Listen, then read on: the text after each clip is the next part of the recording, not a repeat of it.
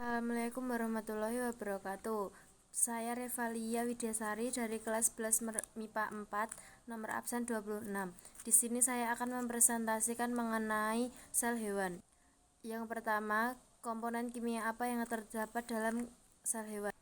Komponen kimia yang terdapat dalam sel hewan adalah karbohidrat, lemak, protein, asam nukleat, vitamin, mineral, dan air.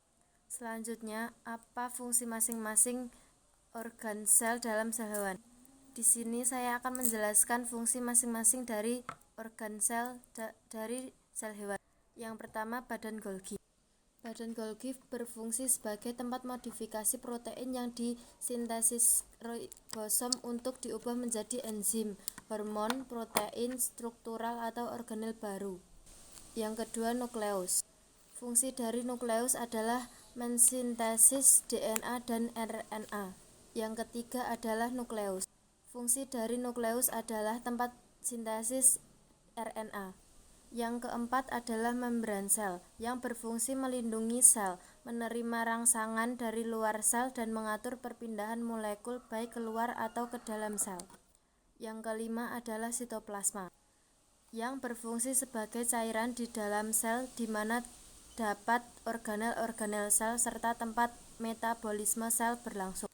Selanjutnya adalah ribosom, yang berfungsi sebagai tempat sintesis protein yang dibutuhkan sel mengelompokkan membentuk poliribosom. Selanjutnya adalah mitokondria, yang berfungsi mengubah senyawa organik yang diterima menjadi energi atau ATP melalui respirasi. Selanjutnya adalah vakuola yang berperan dalam pencernaan sel dan keseimbangan cairan sel. Selanjutnya adalah lisosom, yang berfungsi mencerna makanan dengan melakukan fagositosis serta penghancuran bakteri dan organ yang rusak disebut dengan autofagi. Yang ketiga, apa perbedaan sel hewan dan sel tumbuhan?